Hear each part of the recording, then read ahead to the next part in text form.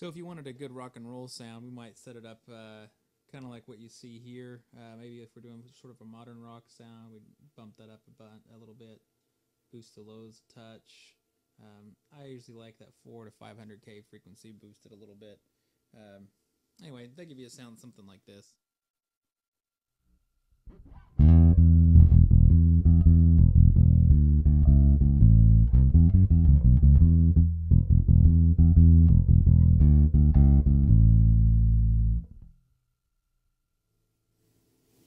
If we play with that vibe control a little bit and pull that back, it'll give us a little more of an old school kind of bass sound.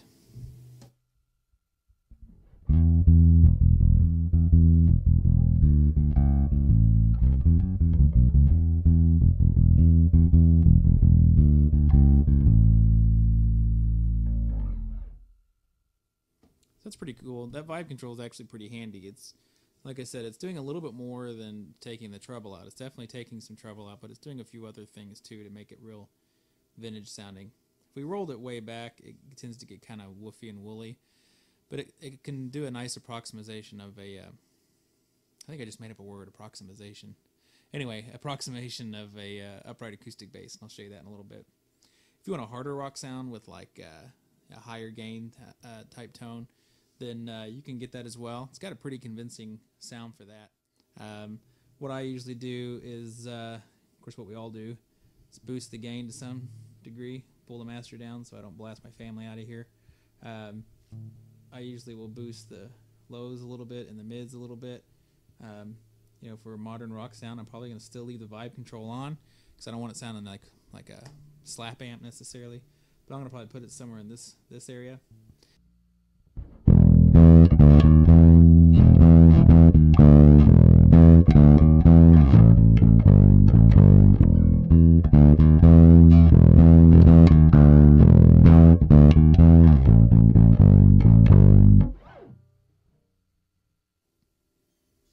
And if we turn the vibe control off, it'd sound like this.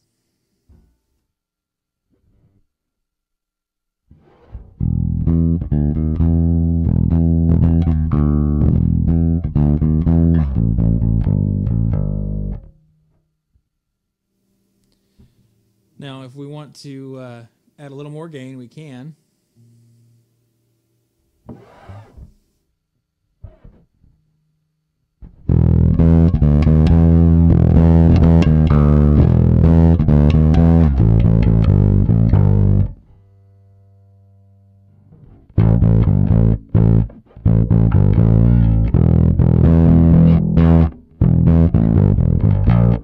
You know, if you want to taking it back to the other spectrum, maybe if we want a nice kind of maybe a soloed bridge pickup tone. Honestly, for me, I'd probably set it somewhere in this vicinity right here. I boost the gain just a touch since we're soloing a pickup.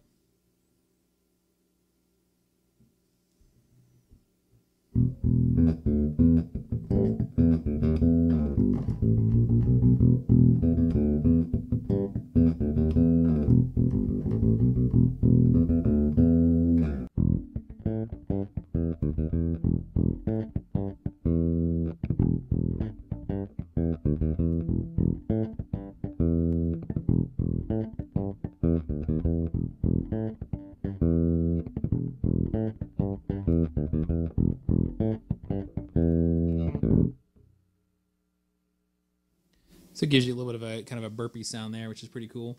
I mentioned you get kind of a nice acoustic upright sound. For that, I would do both my pickups on full, and then just over here, essentially, gonna leave that the same. Probably gonna leave that the same. Maybe just push down a few of the highs. The vintage control, just rock that baby all the way down to in this neck of the woods somewhere. Do a little bit of palm muting. Some palm muting. Anyway, some palm muting and get a sound something like this.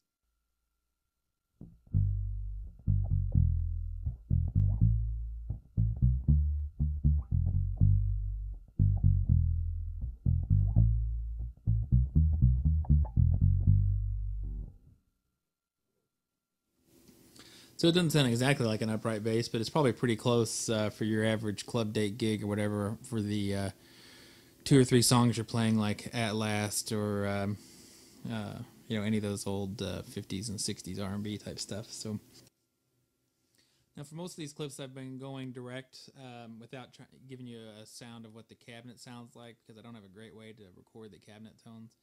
But I'll play just a little bit here so you can hear how big and full this little cabinet really is.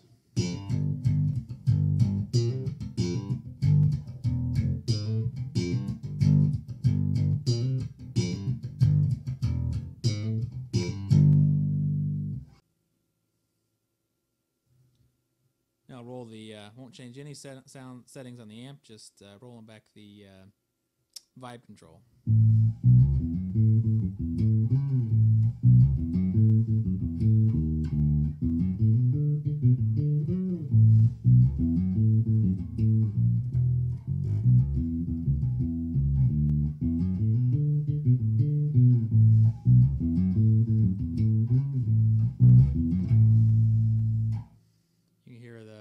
Rattling in here, and light fixtures rattling, and probably hear my wife stomping on the ceiling here in a minute. So but anyways, pretty impressive sounding cabinet, lots of volume. I think it'll do everything you need it to do. Anyway, that's a quick little rundown on the Ibanez Promethean. I think it's definitely a cool little piece. It definitely has its place in the market.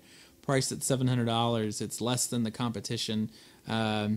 Pretty seriously feature packed, and offers a few cool things that you don't see in a lot of the other amps in this price range.